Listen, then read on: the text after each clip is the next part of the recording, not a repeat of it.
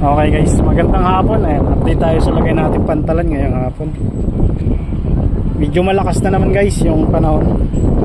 Gawa ng, ayan o, kita nyo naman, pagka pumuti ang mga ulap na ganyan, malakas na naman yan sa laot. Bali arrival natin ito, Starlight Eagle galing Katiklan. Mga panakay natin.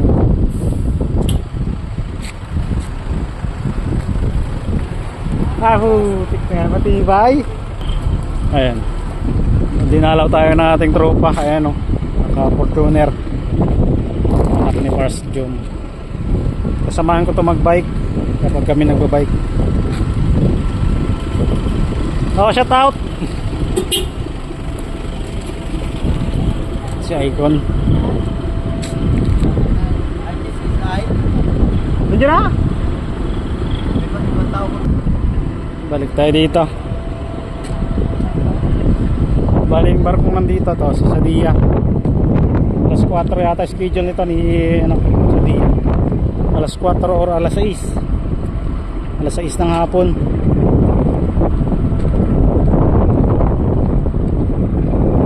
Lakas ng hangin.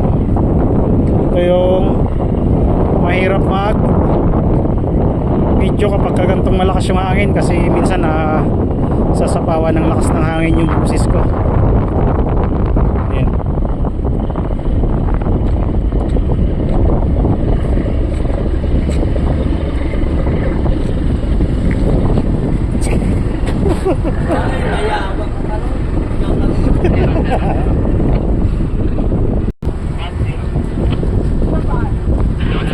Nasa laot si Cielo ba yan? Si Ursula. Para si Ursula yata. Hindi si Cielo. Dahil si Ursula ay hindi ko na alam kung sino ba yan. Ursula or Cielo. Malin sa dalawa. Alam nyo man, malabo yung mata natin. Basta ito si Sadia yan. Mga Sadia boys dyan. Laging nakasubaybay sa atin yan eh, Sadia boys. Shout out sa taga Sadia yan.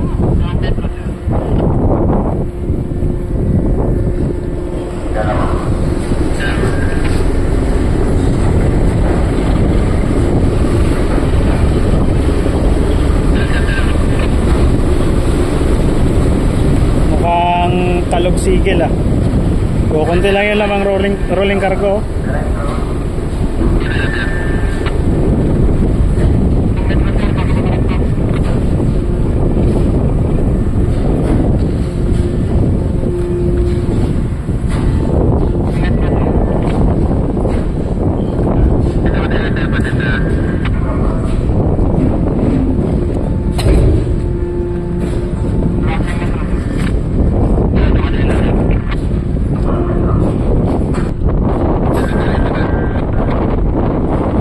Yung sakay natin.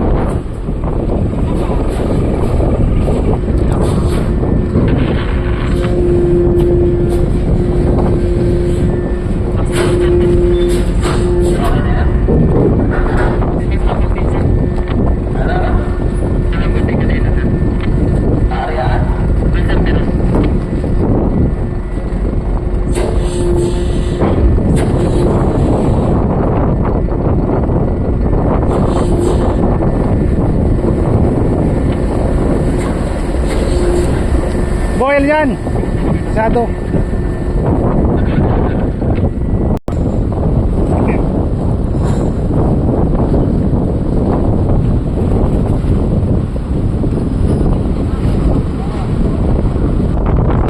Okay guys, lalabas tayo ng rolling cargo. May nakalabas ng dalawa. Hindi na natin nabigyan.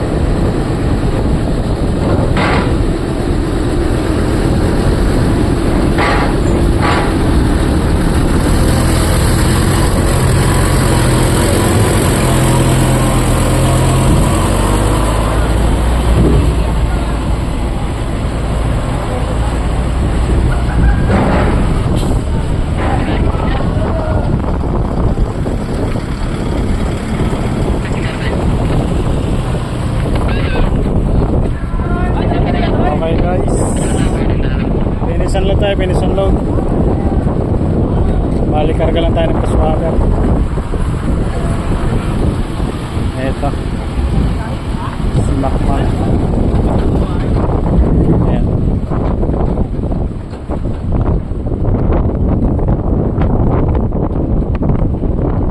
Ano guys, yan yung status ng Tangaw Sport ngayong hapon. Medyo malakas na naman yung ating panahon. Basta lang ito. Nakikita nyo naman sa ano, sa may dulo. Talagang ano, namumuti na naman. Ano guys, yan yung status ng Tangaw Sport ngayong hapon. Panakay. Dalawang barko ang nandito ngayon. Reyna Sadea ng Montenegro at ito, Starlight